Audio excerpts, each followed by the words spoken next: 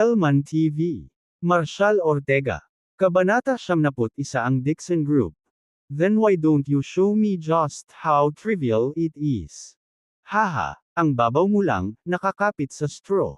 Nang walang nawawalang oso, pinindot ni Marshall ang video chat button sa kanyang telepono. Lumiwanag ang isang screen sa conference room na may larawan ng isang matandang dayuhang lalaki, mahigit 70. Hi, Mr. Ortega, my old friend. Where are you now? Kailan ka makakadalaw? Hahaha. Tawa ng tawa si Ma. Lahat ng nasa conference room ay natigilan sa gulat. Tumingin si Shirley kay Marshall, pagkatapos ay bumalik sa video chat. Professor Bailey. Si Howard ay parehong namangha. Sa malapit na inspection, ang lalaki sa video ay talagang ang kanyang dating tagapayo, si Professor Bailey. Paano naging kaibigan ni Marshall ang isang world-class na eksperto mula sa Harvard Business School? Ang kanilang pag-uusap ay nagpapahiwatig ng isang pamilyar na camaraderie. Ano ang nangyayari dito? Mabilis na pinagsama-sama ng mga executive sa silid ang sitwasyon mula sa mga ekspresyon ni Shirley at Howard. Ang una nilang mapanuksong mga tingin kay Marshall ay napalitan ng pagkalito. Maaari bang maging kaibigan ng isang kilalang binata sa edad na 20 ang isang kilalang ekonomista at isang titan ng Harvard Business School? Paano naging magkaibigan ang dalawa? Ang tono ng matanda ay tila nagpapakita ng paghanga kay Marshall, na may bahid pa ng paggalang.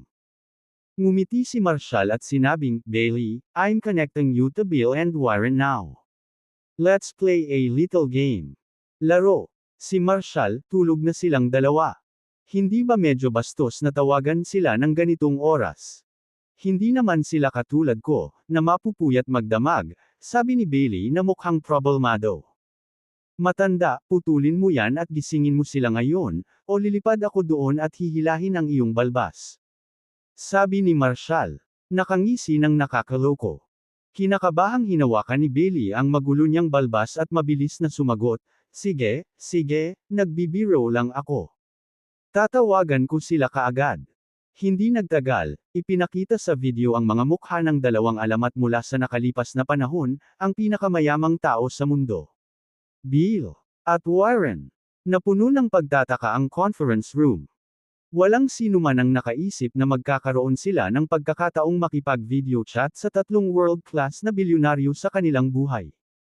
Kahit si Marshall ay nasa telepono, lahat ay nadama na may kinalaman. Sa isang iglap, kumikinang sa tuwa ang conference room. Tinakpan ni Shirley ang kanyang bibig, sinusubukan ang kanyang makakaya na huwag mapasigaw sa pagtataka.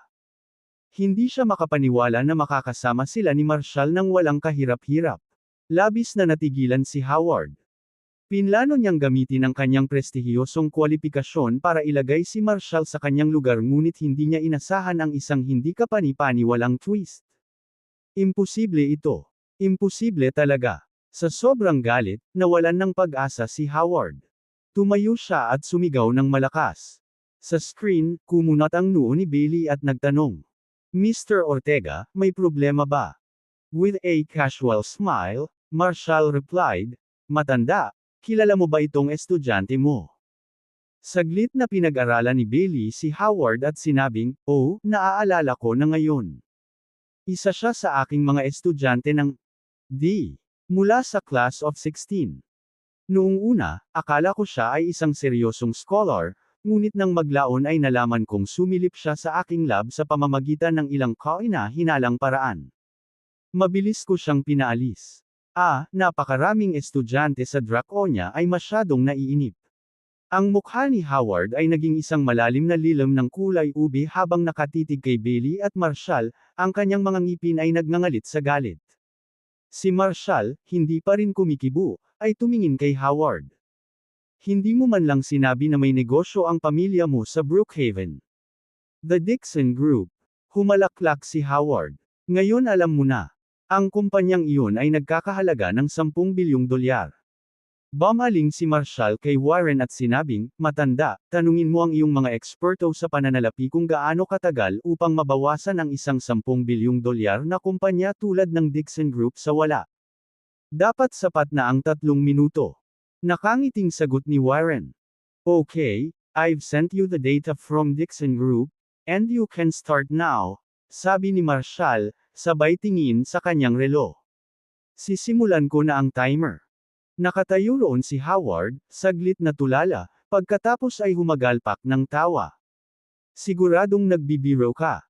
Sa tingin mo kaya mong ibagsak ang kumpanya ko sa loob ng 3 minuto? Niloloko mo ako. 2 minuto at 48 segundo. 2 minuto at 47 segundo. Tinawag ni Marshall ang oras habang nakatingin sa kanyang relo. Ang lahat sa conference room ay sabik na naghihintay kung ano ang pakiramdam na parang isang maalamat na resulta. Kung totoo ang sinabi ni Marshall, ang makitang bumagsak ang halos 10 bilyong dolyar na kumpanya sa loob ng 3 minuto ay kahanga-hanga. 1 minuto at 50 segundo. 1 minuto at 49 na segundo. Ring, ring, ring. Biglang nagring ang phone ni Howard. Anong nangyayari, Bistord?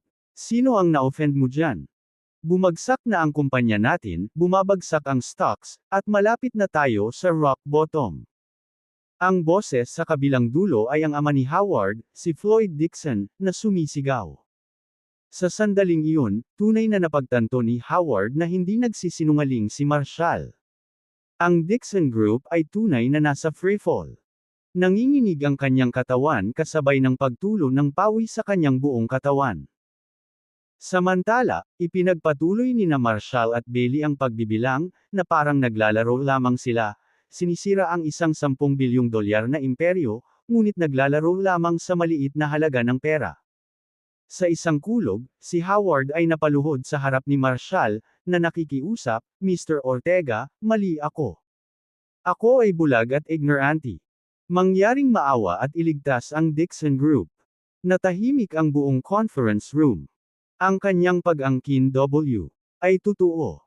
Sa ngayon, 2 minuto at 31 segundo ang lumipas, at ang Dixon Group ay ganap na bumagsak.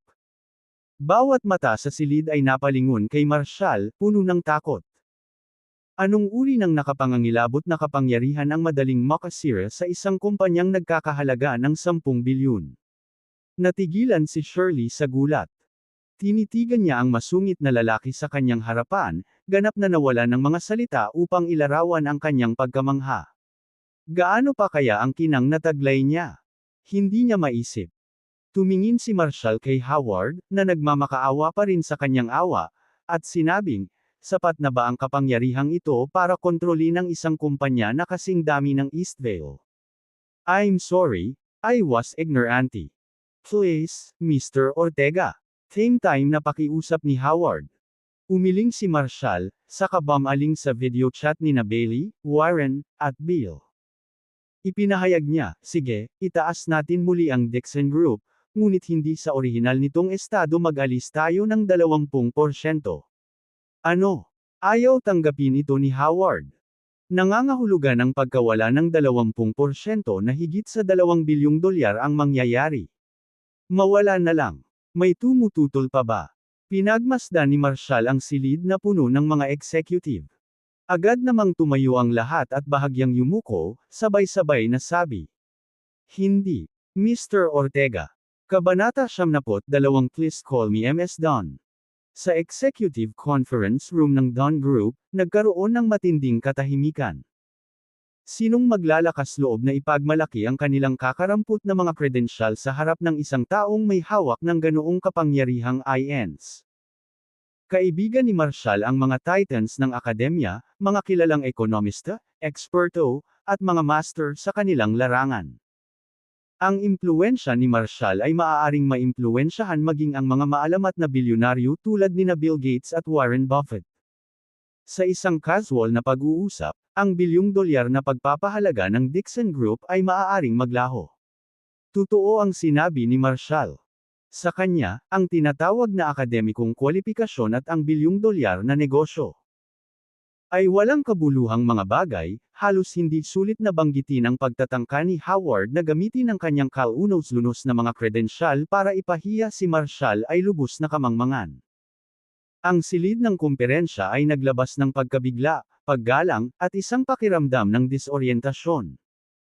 Kahit na lumabas si Marshall sa silid, marami ang nanatiling nabighani, na wala sa surreal na palabas. Ang pambihirang eksenang ito ay parang isang kakaibang panaginip sa kanila. Matagal na tulala si Shirley, nakatitig sa direksyon na tinahak ni Marshall. Kailangan niya ng oras para pag-isipan ang kabuuan ng mga nangyari. Anong klaseng lalaki ang totoong nakilala niya? Sa sandaling iyon, near-replay ng kanyang isip ang bawat nakamamanghang eksena mula noong una nilang pagkikita. Sa bawat oras na lumitaw si Marshall, binabasag niya ang makitid na pananaw nito, na binabilang ang mga inaasahan sa kanilang mga ulo. Sa simpleng kilos niya ay lumikha siya ng pagtataka at pagtataka. Ang mga kinalabasan ay palaging lampas sa kanyang imahinasyon, mahiwagang at hindi inaasahang. Habang lumalabas si Marshall sa executive conference room, binuksan niya ang WhatsApp. Namiss niya ang tawag ni Freya.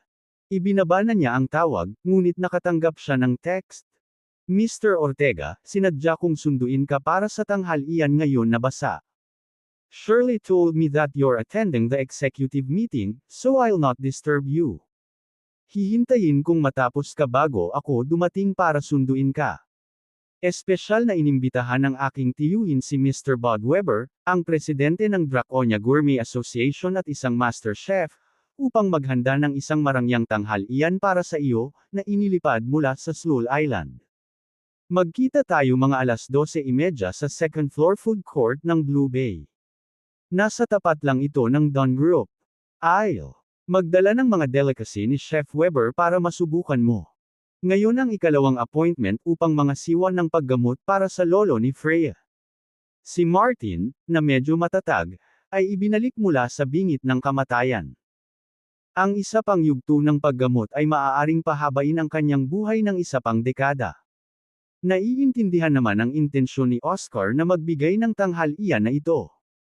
Ito ay isang kilos ng pasasalamat. Hindi naman tumanggi si Marshall, tumawa siya ng mahina at sumagot ng simpleng, okay. Sa sandaling iyon, lumabas ng opisina sina Shirley at Amber. Nakita nila ang profile picture ni Freya sa phone ni Marshall. Ang pakikipag-chat kay Colonel Wright hindi ba't napakaganda ni MS Wright. Wika ni Shirley, kumikinang sa kanyang mga mata ang isang kislap ng Miss Chi. Natigilan si Amber. Matapos ang ilang taon ng pagsunod kay Shirley, hindi pa niya narinig ang kanyang panunukso sa isang lalaki sa ganoong kalakaran. May bahid pa ng selos sa tono niya. Oo, sagot ni Marshall, pinatay ang kanyang telepono. May iba pa ba? Walang major. Nag-alinlangan si Sterling. Balak niyang talakayin si Professor Bailey sa kanya, ngunit pinutol ni Marshall. Kung iyon lang, babalik ako para maglaro ng ilang laro sa aking opisina. Aalis ako mamayang hapon. Napabuntong hininga si Shirley, pinagmamasdan ng umaatres na figure ni Marshall. Bumantong hininga siya, inis, this jerk has zero emotional intelligence. Hindi makapaniwalang napatitig si Amber sa biglang pagkababae ni Shirley. Nang mapansin ang blankong ekspresyon ni Amber, mapaglaro siyang sinampal ni Shirley sa likuran. Bumalik ka na sa trabaho mo. Ano ba ang pinapangarap mo? Namula ang pisngi ni Amber. Tiningnan niya ang magandang silhouette ni Shirley at nakaramdam siya ng pagkalito. Ito ba ang malamig at malayong amo na kilala niya? Hinampas lang ba siya ng amo niya sa likod? Noon lang niya napagtanto na sinadya ni Shirley na baguhin ang kanyang hairstyle para sa araw na ito. Ang mga kulay ng kanyang damit ay mas maliwanag at mas uso kaysa sa kanyang karaniwang black and white na propesyonal. Ang init sa kanyang malambing na ekspresyon ay nagliliwanag sa aura ng isang babaeng umiibig. Habang pabalik-balik ang tingin ni Amber sa pagitan nina Marshall at Shirley, isang mainit na ngiti ang sumilay sa kanyang mukha. Naiintindihan na ngayon kung bakit ganito ang kinikilos ng reserved at eleganteng Shirley. Nabihag ni Marshall ang lahat ng tao sa paligid niya sa kanyang nakakabighaning presensya. Perfect match ang dalawa. Napakaganda. Ang mga mata ni Amber ay kumikinang sa inggit at pagpapala habang nagmamadaling pumunta sa opisina ni Marshall. Nang bumalik si Shirley sa kanyang opisina, sinundan siya ni Howard. Malalim ang iniisip ni Shirley, naaalala ang mga karanasang ibinahagi niya kay Marshall. Ang bawat alaala ay nagpasigla sa kanyang diwa, na nag-udyok sa kanya ng ngumiti ng hindi namamalayan. Shirley. Bumaba ang tingin ni Howard sa nagniningning ng ngiti ni Shirley, at nabigla siya. Matapos ang mga taon ng pagkakakilala sa kanya, hindi pa siya nakakita ng ganoong kaakit-akit na ngiti. Pinutol ng boses ni Howard ang panaginip ni Shirley. Nawala ang ngiti niya at napalitan ng kislap ng inis sa mga mata niya. Mr. Dixon. Bakit hindi ka kumatok bago pumasok? Nag-alinlangan si Howard, hindi sigurado kung bakit biglang nanlamig si Shirley. Shirley. Ay Selena, sagot ni Shirley, di ba sinabi ko na sayo? Please call me Ms. Don. Shirley, kilala na natin ang isa't isa. Tama na. Makakaalis ka na. Iminuwestro ni Shirley ang kanyang sekretarya na buksan ang pinto ng opisina, ang kanyang tono ay malamig. Fine, Ms. Don. I do have some things I want to discuss with you. Nagningning sa mali siya ang mga mata ni Howard. Ms. Don, may alam ka ba tungkol kay Marshall? Itinaas ni Shirley ang kanyang tingin kay Howard, malamig na tugon. Kung nandito ka para sir-on si Marshall, pwede ka nang umalis. Napabuntong hininga si Howard, alam kong ang insidente sa conference room ang naglagay sa iyo sa isang mahirap na posisyon. Nakita mo mismo ang mga kakayahan ni Marshall. My question is, considering his talent, bakit sa Don Group pa rin siya nagtatrabaho? Sa palagay ko mayroon siyang lihim na motibo. Sinusubukan niyang kunin ang Don Group. Kumunot ang noo ni Shirley at nagtanong, Mr. Dixon, are you suggesting Marshall has his eyes to take over the company? Tumango si Howard at sinabing, exactly. With his capabilities, hindi siya dapat nag-aaksaya ng oras sa isang kumpanya. Ang laki ng Don Group. Ang tanging dahilan kung bakit siya naririto ay dahil may interes siya sa iyo at ambisyon para sa Don Group. Kailangan ba ng isang tulad ni Marshall na magtanim ng mali siya sa akin o sa Don Group? Malamig na tawa ni Say. Mr. Dixon, let me clarify something. Marshall never intensyon na manatili sa tabi ko, ni ayaw niyang maging president ng Eastvale. Pumayag siya na kunin ang trabaho pagkatapos ko lang siyang tanungin ng ilang beses. Bukod dito, idinisenyo niya ang buong diskarte sa outsourcing para sa proyekto ng Eastvale. Higit sa lahat, umaasa ang aking lolo sa simula pa lang na si Marshall ang magiging fiancé ko. Gayunpaman, hindi pa pumayag si Marshall, kaya walang paraan na may masamang intensyon siya sa akin o sa Don Group. Mr. Dixon, sana ma-recognize mo ang posisyon mo. Don't bring up such lowly matters again. That's all. Please leave. I have a lot of work to do. Ms. Don, pero... Itinaas ni Shirley ang kanyang kamay, senyales sa kanyang sekretarya na ihatid siya palabas. Kung mayroon kang anumang kakaibang ideya, makipag-usap sa aking lolo tungkol dito. Noong una ay binalak ni Howard na hikayatin si Shirley na paalisan si Marshall upang maprotektahan kapwa ang Don Group at Shirley. Sa kanyang pagtataka, si Shirley ay hindi sumusuko. Talagang inutusan niya itong umalis, na lalong nagpasiklab sa galit na namumuo sa loob niya. Sa kanyang pagbabalik sa kanyang opisina, galit niyang ikinabot ang lahat ng nasa kanyang mesa. Shirley, kung hindi kita makukuha, sisiguraduhin kong pupunta ka sa underworld kasama ko. Kung hindi kita makukuha, hindi ka rin mabubuhay. Ha. Pagkatapos ng kanyang baliw na pagtawa, napahiga si Howard sa sofa. Marshall, I swear na papatayin kita. Ha. Kahit na alam mo ang pinakakahangahangang tao, hindi ako matatakot. Bigla niyang naalala na binanggit ni Amber sa conference room na late siya dahil tinutulungan niya si Marshall sa isang issue sa recruitment na may kaugnayan sa isang bagong empleyado na nagngangalang Rosalie. Bago iyon, dumating din si Connor, isang kinatawan mula sa departamento ng pagbebenta, upang pag-usapan ang partikular na issue na ito. Maari niyang gamitin ang anggulong ito para magmukhang masama si Marshall sa harap ng lahat ng empleyado. Kung alam ng buong kumpanya na si Marshall ay kasangkot sa isang bagong babaeng hire, ito ay lilikha ng lubos na panuurin. Sa puntong iyon, walang magagawa si Marshall kundi iwan ang Don Group sa kahihiyan. Ha. Sa isiping iyon, nagsimulang ngumiti ng masama si Howard. Agad niyang tinawagan ang kanyang sekretarya para ipatawag si Connor. Kabanata 73 Dragon Palace. Nang marinig ni Connor na gusto siya ni Howard sa opisina, halos matarante siya. Pumasok siya, sumisigaw ng, "Mr. Dizon, I wear about that stuff with Rosalie. I've kept my mount completely." Hindi isang salita sa sinuman. Natuwa si Howard nang makitang nanginginig si Connor. Tanging isang taong masunurin ang maaaring maging kapaki-pakinabang. "Enough, Mr. Whitman. I'm not here to talk about that. Tinawagan kita para sabihin sa iyo na ang Departamento ng Pagbebenta ay naghahanap na mag-promote ng isang deputy director sa lalong madaling panahon. Mula sa nakita ko, mukhang kwalipikado ka.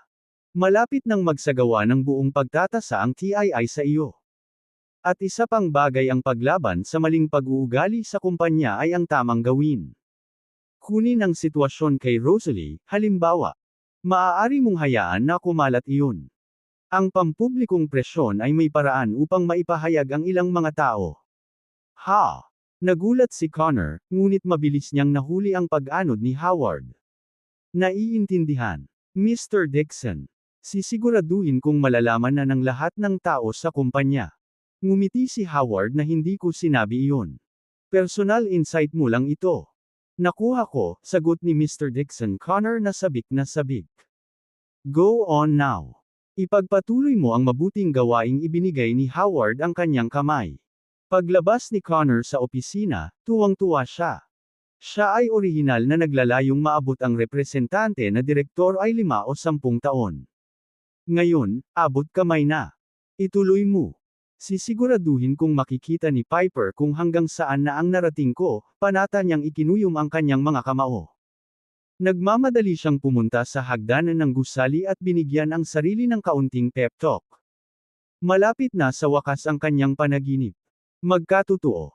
Ang engranding Dragon Mountain ay maringal na tumataas sa hilagang kalawakan ng Draconia, na tumataas sa taas na 13,000 talampakan. Sa ibabaw ng matayog na tuktok na ito ay nakatayo ang isang sinaunang edipisyo, solemna at kahanga-hanga, isang testamento sa paglipas ng panahon. Ito ang punong tanggapan ng pinaka-misteryosong organisasyong militar sa Draconia, ang Dragon Palace. Kilala bilang Dragon Soul Headquarters. Inod ang engranding bulwagan ng palasyo, sa ilalim ng kumikinang na mga ilaw at napapalibutan ng matayog na insignia ng militar, nakaupo ang puting buhok na si General Levi Monroe, isang 4-star general at supreme leader ng Dragon Soul. Sa bulwagan, same time na nakatayo ang 3 tenyente general at 6 na pangunahing general, sinusuri ang mga larawan sa screen ng 2 namatay na assassin ng Sacurania. Ang gravity ng sitwasyon ay nakasulat sa lahat sa kanilang mga mukha. Matapos ay replay ang footage ng 3 beses, nag-freeze ito sa screen. Matapos ang 3 mahabang minutong katahimikan, sa wakas ay binasag ni Levi ang nakakabinging katahimikan. Mga Ginoo, 2 Sacurania assassin ang pumasok sa Draconia at namatay sa loob ng 2 araw. Ang kanilang mga katawan ay itinapon sa walang markang mga libingan sa West Hill, Harmon Field. Ayon sa intelihensya ng Draconia Security Department, ang 2 assassin na ito ay mga mababang antas na mamamatay tao mula sa pamilya ng River sa Sacurania. Nakilala sila na sina Gage Harlan at Weston Slade, mga estudyante ng Northern Star Sword School. Ang kanilang layunin sa pagpasok sa Harmon Field sa Draconia ay kasalukuyang hindi alam. Ang sanhi ng kamatayan ay ang gawain ni Sean Cooper, isang miyembro ng Abyssal Dominion ng Harmon Field. Pinatay nila ang 2 Sacurania assassin na ito sa Four Seas Entertainment Bar, pagkatapos ay itinapon sila sa West Hill. Any thoughts? Nanginginig ang mga kamay ni Major General Jack Grayson. General, anuman ang kanilang intensyon sa pagpasok sa Draconia, mayroong isang kakaibang bagay. Ang 2 katawan na ito ng Sacurania assassin ay medyo hindi pangkaraniwan. Ito ay malinaw na sila ay pinatuyo ng kanilang dugo sa pamamagitan ng ilang uri ng puwersa, na nag-iwan sa kanila sa ito desiccated estado. Dahil dito, nag-alinlangan si Jack, baka sa kanyang mga mata ang pagkamangha.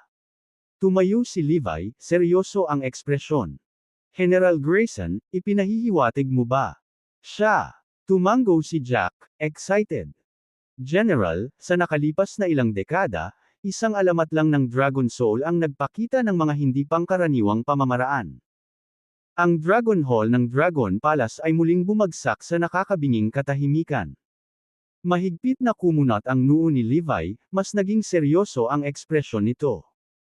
Paanong hindi niya malalaman kung sino ang maalamat na figure ng Dragon Soul na binanggit ni Jack? General, noon, ang Dragon Slayer ay naka-frame. Tama na. Malamig na pinutol ni Levi. Ang utos ng Dragon Palace ay huwag nang banggitin muli ang taong iyon. Lumalaban ka ba sa utos? Namumula sa pagkadismaya ang mukha ni Jack, at pagkatapos ng mahabang paghinto, sinabi niya, General, nandoon kami noong itinayo niya ang Dragon Soul. Hinding-hindi niya ipagkakanulo ang kanyang layunin. Tama na. Mariing utos ni Levi. Dito na nagtatapos ang bagay na ito. Ang mga katawan ng mga assassin ng Sakurania mula sa insidente ng Harmenfield Westhill Graveyard ay nauuri na ngayon bilang isang 55 level top secret. Kumunot ang noo ni Jack. General, hahayaan na lang ba natin ito? Kumunot ang noo ni Levi, pabalik-balik sa gitna ng Dragon Hall. Sa bawat sandali na lumilipas, lalong bumibigat ang katahimikan, nabasag lamang ng tunog ng kanyang katahimikan. Eps echo ang in. General Grayson, kailangan mong lumipad kaagad sa Harmonfield. Ikaw ang namamahala sa insidente sa Westhill. Tandaan, ang misyon na ito ay nauuri bilang nangungunang sekreto. Makipag-ugnayan kaagad kay Colonel Silas Colton, ang commander ng Draconia's Warwolf Special Forces. Ibigay ang utos na i-seal ang Harmonfield Westhill Cemetery. Oo, General. Kinuha ni Jack ang kanyang mga dokumento at sumakay sa isang fighter jet papuntang Harmonfield. Makalipas ang 10 minuto, si Freya, na nakalib sa Harmonfield, ay nakatanggap ng utos mula sa punong tanggapan ng Draconia Warwolf Special Forces. Siya ay inutusan na agad na pakilyusan ang mga lokal na espesyal na puwersa ng militar upang lihim na isara ang Westhill Cemetery at maghintay ng karagdagang mga utos. Hindi nilinaw ng mga nakatataas ang tunay na dahilan ng pagkilos na ito. Ipinadala lang nila ang mga coordinate para sa pag-secure ng lugar.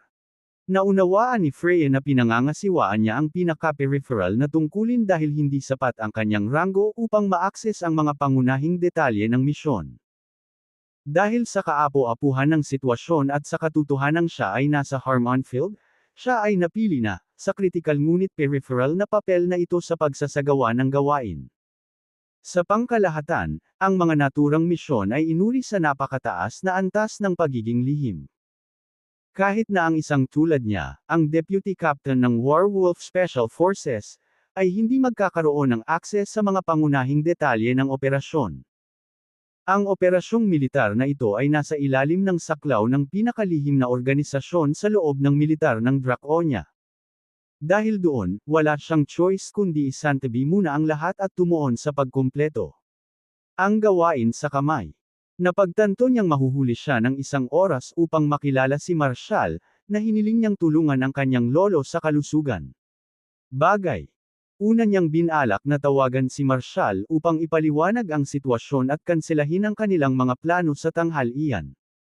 Gayunpaman, pagkatapos pag-isipan ito, naramdaman niyang hindi iyon magiging patas. Kung tutuusin, ito ay tungkol sa paghingi kay Marshall na tumulong sa paggamot sa sakit ng kanyang lolo. Bamaling sa kanyang kaibigan, si Maya, na dumating sa pamamagitan ng paghingi ng tulong sa kanya sa isang kontrata, nakahanap ng solusyon si Freya. Maya, may task ako na aabot ng halos 2 oras. I'm supposed to meet a guy named Marshall sa tanghali sa Blue Bay sa tapat ng Dawn Group. Baka malate ako ng konti. Pwede bang pumunta ka muna doon at samahan siya hanggang dumating? Ayaw mo bang kausapin ko si Shirley tungkol sa pagtulong sa pamilya mo na pumirma sa kontrata ng outsourcing na iyon? Eastvale. Perfect timing. Pagdating ko dun, isasama kita para makipagkita kay Shirley. Nagtaas ng kilay si Maya. Meeting a guy. Is this a date? Namula si Freya. Stop it. Wala namang ganyanan. Sige, sige. I'll go. Don't worry. I'll handle it, sagot ni Maya with a knowing smile. Alam niyang maraming hinahangaan si Freya ngunit hindi niya ito pinansin. Akala ni Maya ay gumagawa lang ng dahilan si Freya para iwasang makilala ang lalaking nagngangalang Marshall dahil hindi gustong makita siya. Magkaklase sina Maya at Freya noong high school. Ngayon, umaasa siyang matutulungan siya ni Freya na makakuha ng kontrata para sa isang investment project sa Eastvale kasama ang Dawn Group. Dahil nag-alok si Freya na tumulong, mas masaya siyang bumiyahe sa Blue Bay. Pagkaalis ni Maya, nagpadala ulit ng mensahe si Freya kay Marshall para ipaliwanag ang sitwasyon. Sinabi niya sa kanya na inayos niya ang isa sa kanyang mga kaklase na babae na pumunta at makasama siya saglit. 12:30 p.m., dumating si Marshall sa second floor lounge ng Blue Bay, kasunod ng locos yung ipinadala ni Freya. Kanya. Pagpasok pa lang niya sa lounge, nakita niya ang isang nakaistilong dalaga na nakaupo sa naka-reserve na mesa. Nakasuot siya ng nakaistilong, maluwag na asol na pangitaas na may pabulusok na neckline at isang itim, napakamaikling miniskirt, ang kanyang mahaba at patas na mga binti ay hubad na walang medyas. Ang kasuotang ito, na sinamahan ng kanyang kapansin-pansing hitsura, ay nakakuha ng maraming atensyon mula sa mga tao sa lounge. Ang babae ay si Maya.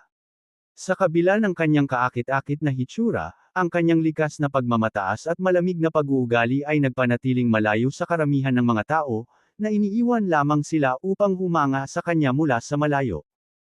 Umupo si Marshall sa tapat ni Maya, at nag-shift ang atmosphere sa lounge, puno ng disappointment at inggit. May mga lalaking mukhang halos hindi nila mapigilan ang sarili na harapin siya. Ikaw ba si Marshall? Malamig na tanong ni Maya. Tumango si Marshall. Oo, kaklase mo siguro si Freya, Maya. Hindi agad nakasagot si Maya. Sa halip, sinuri niya si Marshall. Nanlilisik ang kanyang tingin sa kanyang casual na kasuotan. Nang mapansin niyang wala siyang suot na tatak, nanunuya siya. Anong klaseng sasakyan ang minamaneho mo? Biglang tanong ni Maya. Kailangan mo ba ng masasakyan? Inihagis sa kanya ni Marshall ang susi ng kanyang Land Rover. Huwag mag-atubiling gamitin ito. Hindi kinuha ni Maya ang mga susi. Sa halip, tumawa siya ng malamig at inilagay ang kanyang Lamborghini keys. You show up to meet Freya in that junk. Seryoso, sira ka ba? Take my advice. Know your place. Just go home. You're not good enough for her. Natarante si Marshall. What's going on? Are you a car salesperson? Ang mesa. Inilibot ni Maya ang kanyang mga mata. Please. Sa tingin ba ng isang nagmamaneho ng Land Rover ay may pagkakataon siya? Umalis ka na lang. Haha. Kabanata 74 na pagtahol sa maling puno. Ang mga Fraley, sa pinakamabuting kalagayan, ay maaaring ituring na halos pangalawang tier na pamilya sa Harmonfield. Ang pinakamalaking pangarap ni Burr Maya ay ang makapasok sa nangungunang panlipunang bilog ng Harmonfield, bukod sa pagnanais na mabilis na bumangon ang kanyang pamilya. Itinakda niya ang kanyang sarili ng isang hindi kapani-paniwalang mahigpit na layunin magpakasal lamang siya sa isang first-tier na pamilya. Ang mga babaeng tulad nina Shirley, Daphne, at Freya, mga diyosa at reyna mula sa mga piling pamilya ng Harmonfield, ay kanyang mga idolo. Kaya lang ang agwat sa kanilang mga pinansyal na background ay palaging nagpapahirap sa kanya na makahanap ng mga pagkakataon upang kumonekta sa mga anak na babae ng mayayamang pamilya. Nakakita ng pagkakataon si Maya nang malaman niyang si Freya, ang anak ng mayor ng Harmonfield at isang matandang keskwela, ay bumalik sa Harmonfield para magbakasyon. Sabik si Maya na makapasok sa mataas na klase sa lalong madaling panahon. Lihim niyang nakolekta ang lahat ng impormasyon tungkol sa mga lipunan ng mga mayayamang binata at babae. Mula nang bumalik si Freya sa Eastvale, sinubukan ni Maya ang lahat ng posibleng paraan para makipagkita sa kanya. Noong una ay nais ni Freya na iwasang makihalubilo sa mga taong walang kaugnayan sa kanyang buhay sa Eastvale, ngunit pagkatapos makatanggap ng hindi mabilang na mga mensahe mula kay Maya, nag-atubili siyang sumang-ayon na makipagkita sa kanya. Sinamantala ni Maya ang pagkakataong ito na makilala si Freya. Naniniwala si Maya na kung tama ang kanyang paglalaro ng kanyang mga baraha, ang matagal na niyang pangarap na sumali sa elite ay malapit ng matupad. Sa pagtingin sa mga mayayaman, nagkikimkam siya ng likas na paghamak sa mababang uri ng mga lalaki, kahit na nakaramdam siya ng matinding puot sa kanila. Para sa kanya, ang mga lalaking walang pera ay walang iba kundi basura sa mundong ito. Talagang tumanggi siyang mag-aksaya ng isang segundo sa pakikipag-usap sa isang lalaking itinuring niyang walang kwenta. Bago dumating, na-misinterpret ni Maya ang intensyon ni Freya. Ngayon, nang makitang inilabas ni Marshall ang mga susi sa isang Land Rover na nagkakahalaga lamang ng 10,000, kumbinsido siya na ang lalaking ito ay walang iba kundi isang mababang klaseng talunan. Pagtingin sa kasuotan ni Marshall, na wala man lang tatak, puno ng panunuya at pangungutya ang mga mata nito. Paano kung medyo maganda siya? Sa isip niya, pangit ang itsura ng lalaki, pero basta galing sa mayamang pamilya, pangit pa rin sa klase. Nang mapansin ang kanyang dismissive tone, ayaw nang mag-aksaya pa ng mga salita si Marshall, itinago niya ang mga susi at ibinaba ang kanyang ulo para magbasa ng ilang maiikling video. Hoy! May ideya ka ba sa sinasabi ko? Bakit hindi mo nalang kunin ang pahiwatig at mawala ka? Pinutol ni Maya ang malakas na boses niya na gumuhit ng mapang-uyam na tingin sa mga nakapaligid sa kanya. Inaakala ng mga tao na si Marshall ay dapat na nanggugulo sa magandang babae. Ang ilang mga lalaki ay mukhang handang humakbang sa ngalan niya.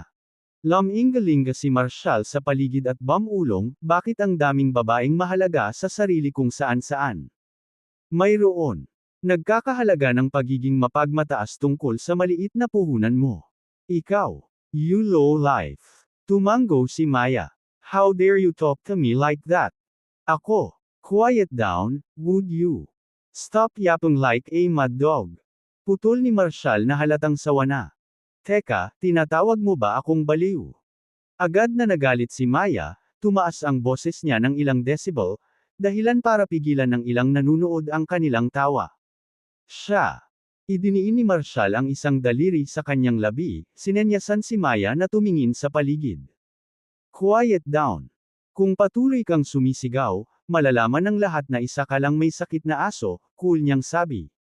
Maaari ka nang umalis. I don't need a sick woman to chat with. You've got some nerve calling me sick. Galit na bulong ni Maya. Samandal si Marshall, misteryosong bumaba ang boses. Oo, sinasabi ko na may sakit ka. Baka gusto mong magpa-check out. Pwede pa akong magrekomenda ng lugar ng libre. Ha? Anong sabi mo? Lumapit si Maya para mas marinig. Ngumisi si Marshall at bahagyang nagsalita. Mga 15 minuto mula dito, may ospital ng hayop. No appointment is needed. They'll take one look at you and start the treatment. Very convenient. Napuno ng pigil na tawa ang silid. Ikaw. Nagtaas ng daliri si Maya sa galit, sabay turo sa kanya. Isinuot lang ni Marshall ang kanyang earphones at ipinagpatuloy ang pag-scroll sa mga video, hindi siya pinapansin. Galit na galit, muntik nang lumabas si Maya ngunit pinigilan ang sarili. Sinabihan siya ni Freya na maghintay dito para maipakilala niya siya kay Shirley pagkabalik niya. Oras na ng tanghalian, kaya nagpatuloy siya at nag-order ng isang napakagandang pagkain, all for show. Tumingin siya kay Marshall, na nag-i-scroll pa rin, na nanunuya. Hindi mo kayang kumain ng tanghalian, hindi ba? Hindi sumagot si Marshall. Pagkain ng kanyang steak, paminsan-minsan ay binabato ni Maya ang mga naiinis na tingin sa kanya. So typical of a low life. All they ever do is scroll through cheap videos. Kinutya niya ito saglit, halatang inis na hindi siya pinansin nito. Sa wakas ay ibinagsak niya ang kanyang tinidor. Umalis ka na nga dito. Itigil mo na ang pagpapahiya sa sarili mo. As if someone like you could ever catch Freya's attention, she jeered, smirking. Keep dreaming. Nanatiling tahimik si Marshall, fully absorbed in his phone, treating her like she didn't exist. Sa sobrang inis, bumangon si Maya at tinanggal ang headphones niya. Are you even listening? Lowlifes like you are just plain shameless. Ano bang problema mo? Bulong ni Marshall, muling isinuot ang kanyang earphones. You eat your meal, And I'll scroll through my phone. Why do you care? Grabe ka naman. Dumura si Maya. Ang mga lalaking tulad mo ay palaging sinusubukang makipag-ugnay sa mga babaeng tulad ni Freya, umaasa na mahiwagang baguhin ang iyong buhay. Mapanukso siyang tumawa. Sa tingin mo ba, ang mga right ay ganoon kadaling pasukin? Delusional. Sa tingin mo, ang pagmamaneho ng isang malabon na Land Rover ay magdadala sa iyo kahit saan malapit sa pagpapakasal kay Freya? Hawak ang kanyang baso ng alak, ang kanyang mga mata ay puno ng pang-aalipusta habang ang mga kalapit na patron ay nagsimulang maunawaan ang sitwasyon. So ayon may umaasa siyang malatch sa isang mayaman. Nakakadiri. Masyadong maraming lalaki ngayon na gustong makakuha ng isang bagay sa wala. Maya scoffed, sulyap sa mga bulungan sa karamihan. Narinig mo ba yun? Lahat ay nakatingin sa iyo ng mababa. Parang country bumpkin trying to impress a city slicker, maya-maya lang, narinig ang boses ni Shirley sa isang tawag. Sagot ni Marshall, ano na, Shirley? Oh, Marshall, nasaan ka? Hiniling sa akin ni Freya na magkita tayo sa Blue Bay, malapit na siyang pumunta doon at gusto niya tayo. Upang subukan ang ilan sa mga espesyal na pagkain ni Chef Bob Weber ng magkasama. Oh, great! Katatapos ko lang, and I'm on the second floor. Oh, I see you. Papunta na. Masayahin ang boses ni Shirley. Malamig na tawa ni Maya. Magpanggap ka pa, Shirley. She scoffed. Trying to act like you're all body with Harmonfield's goddess. Please. Sa tingin mo maniniwala ako dun dahil lang sa pagpapanggap mong tawag sa kanya? Childish. Pinandilatan ni Marshall ang matalas na dila na si Maya, umiling at hindi pinansin. Tinaas niya ang kamay para kumaway kay Shirley na papalapit. Ms. Don. Ikaw. Anong ginagawa mo dito? Maya-maya ay napansin siya ni Maya, napatayo kaagad at kinakabahan, aksidenteng natamba ang kanyang baso ng alak. Sa abala ng aktibidad, lumingon siya kay Marshall, nakaupo pa rin, at sumimangot, bumangon ka. Ibigay mo ang iyong upuan kay Mr. Don. Tumingin si Shirley kay Marshall, tapos bumalik kay Maya, medyo naguguluhan. Anong nangyayari? Bahagyang ngumiti si Marshall. Isang bahagyang unhinged mouth na tumatahol sa akin buong hapon. Naiinis si Maya. How dare you? Sinong tinatawag mong unhinged? I am perfectly sane. Shirley, Marshall, anong nangyayari dito? Tanong ni Freya habang papalapit, isang gwapong lalaki ang nakasunod. Sa likod niya, may bitbit na isang box ng pagkain na maganda ang pagkakagawa.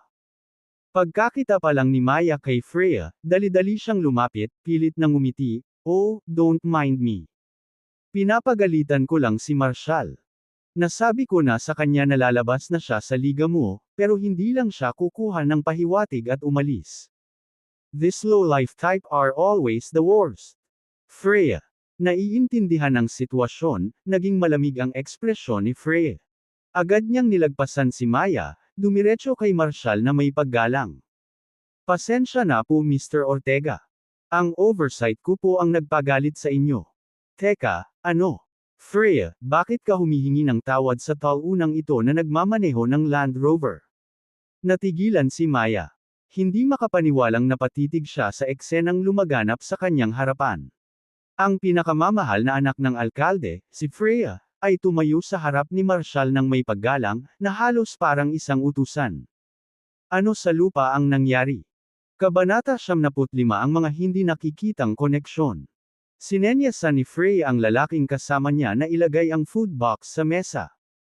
Mr. Ortega, ito ay isang gourmet lunch na ini-order ni Chef Bob Weber para sa iyo. It just Harmonfield. Ved in. I thought this rare treat would be better shared, so I invited Shirley to join us. Hope you don't mind. Nang makitang nagsasalita si Freya ng magalang sa isang tulad ni Marshall, nakaramdam si Maya ng hindi may kakaila na selos. At laking gulat niya, isinaayos pa ng mga right na personal na ihanda ng presidente ng Draconia Gourmet Association ang pagkaing ito. Hindi lang iyon, si Freya pa ang naghatid nito. Ito ay hindi maarok sa kanya. Hindi lang si Maya ang nabigla sa mga nangyayari.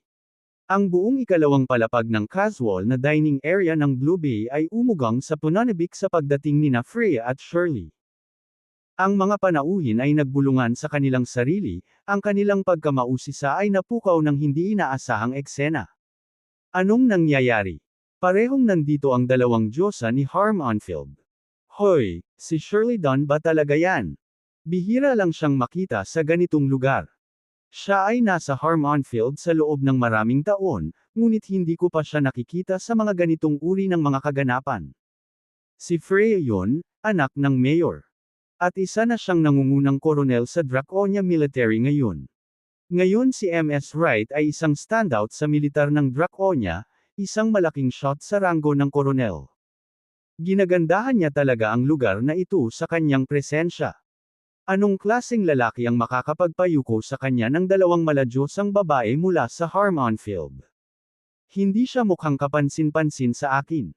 Narinig ko na nagmaneho lang siya dito sa isang Land Rover na nagkakahalaga ng 10,000 isang mababang antas na tao. Kakaiba. Ang pagsaksi sa lahat ng ito ay lalong nagpabagabag sa pakiramdam ni Maya. Kumbinsido siya na baka niloko ni Marshall sina Freya at Shirley kahit papaano. Humakbang siya pasulong. Freya, ang mga lalaking katulad niya from the bottom rung are the best in pretending.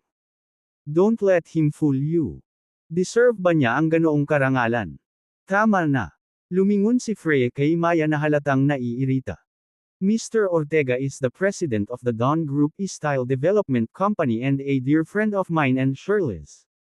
Not to mention, he's my grandfather's lifesaver. Do you still unworthy? What? You're telling me he's the president of Eastvale Development Group? Why would someone of his status drive a car worth a 10,000?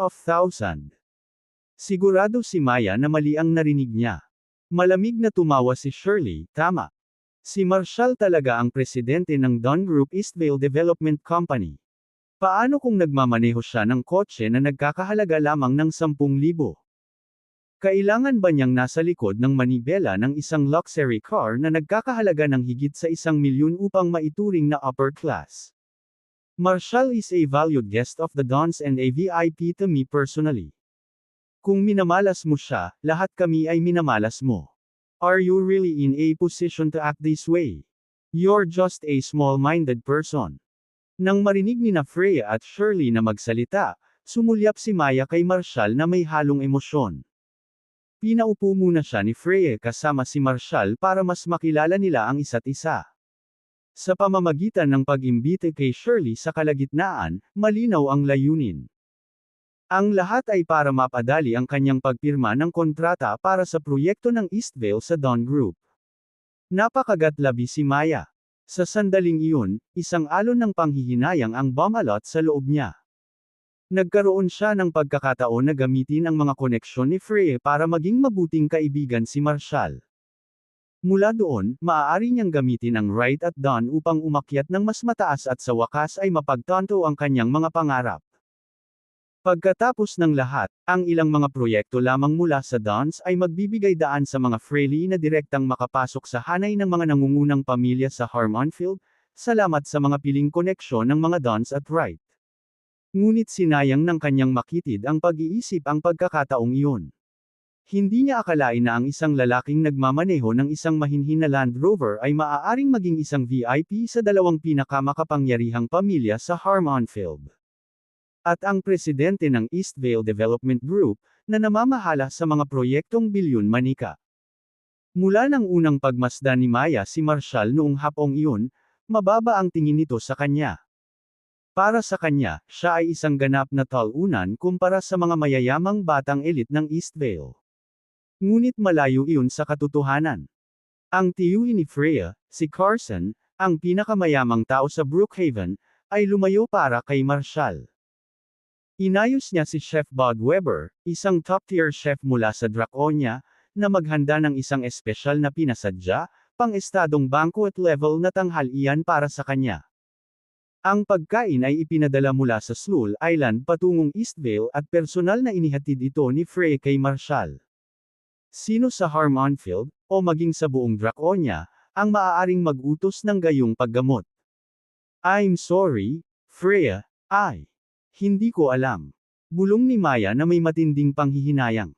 It's over between us. Umalis ka na, at huwag ka nang magpapakita ng mukha dito. Malamig na kinuha ni Freya ang isang outsourcing contract mula sa kamay ni Shirley at pinunit ito, itinapon ang mga piraso sa basurahan. Napatingin si Maya sa napunit na papel, nabaluktot ang mukha sa pait. Naunawaan niya na ang landas ng kanyang pamilya sa katayuang piling tao ng Harmonfield ay tuluyan ng sarado dahil sa kanyang katangahan. Umalis si Maya sa Blue Bay, lubos na natalo. Lumipat sina Marshall, Freya, at Shirley sa isang pribadong silid at nasiyahan sa high-class na pagkain. Busy sa trabaho.